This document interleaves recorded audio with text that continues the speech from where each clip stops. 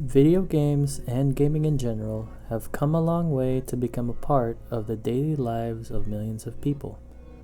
That being said, gaming has also become a beneficial part of one's health and lifestyle, from games like Mario Party and World of Warcraft to games like The Last of Us and Call of Duty Modern Warfare 2. These games provide players a type of growth within themselves and with other fellow players. In this video, we're going to dive a little bit into the social and emotional benefits of gaming. Humans are social beings. Our social life is an integral influence in our physical and mental health. When video games first started becoming popular, it started as humans versus the machine. Arcade games that involved only a single player, like space shooters or PAC-MAN, filled the leisure time of many people. As developers learned and technology improved, video games have evolved into much more than just shooting rocks by yourself. Fighting games like Street Fighter and Mortal Kombat involved more than just one person, they involve two. Today we have a vast amount of games that contain multiplayer, cooperative aspects that thousands of people take part in every day. A study published in 2014 shows that, contrary to popular belief, the average gamer is not a socially isolated, inept nerd who spends most of their time alone loafing on the couch. Over 70% of gamers play their games with a friend, either cooperatively or competitively. Society deems it that way because it is how it is portrayed in social media. World of Warcraft, a massive multiplayer online role-playing game, has a total player count of approximately 98 million, with an average daily player count of almost 4 million. League of Legends, a multiplayer online battle arena, has a total of 115 million monthly players. Battle royales like FORTNITE currently has 350 million registered players, and Call of Duty WARZONE with 75 million registered players. Well, what does this mean?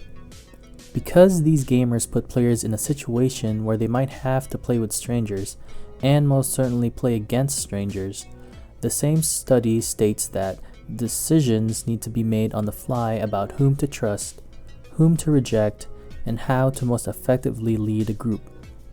Gamers are rapidly learning social skills and pro-social behavior that might generalize to their peers and family relations outside the gaming environment. One article refutes the claim that video gaming cultivates antisocial behavior and that the value of the social connections are assumed to be somehow less than the value of the social connections that we have in face-to-face interactions.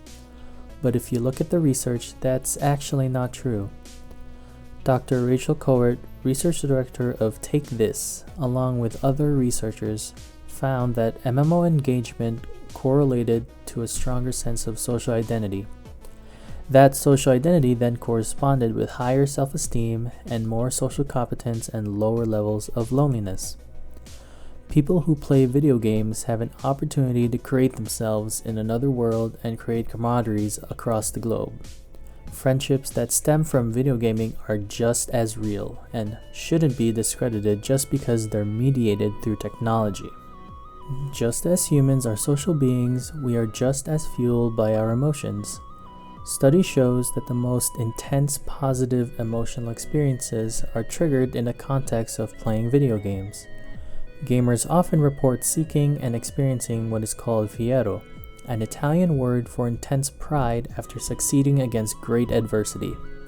It ranges from completing levels in a puzzle platformer game to defeating hard bosses, and maybe even taking first on Rainbow Road. Games don't only elicit positive emotions though. There also comes a range of negative ones, including frustration, anger, anxiety, and sadness. Gaming helps people learn and use adaptive regulation strategies such as acceptance, problem solving, and reappraisal. Reappraisal, a cognitive habit involving reevaluations of a situation or of one's ability to cope with that situation, is an emotion regulation strategy that is fundamental for many video games. Many games provide different types of challenges and demand players to shift already established appraisals in order to reach their goals efficiently. Take Portal 2, where players solve intricate maze-like challenges through use of physics-based rule structures.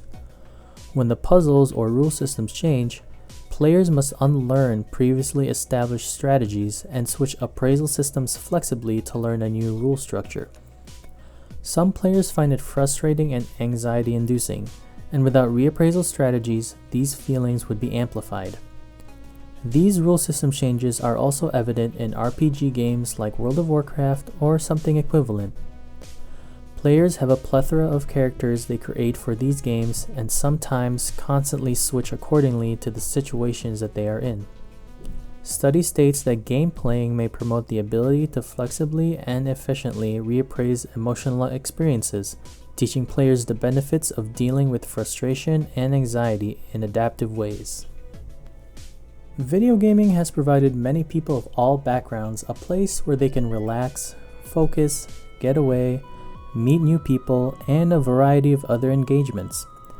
It benefits everyone in many different ways individually as well as a community.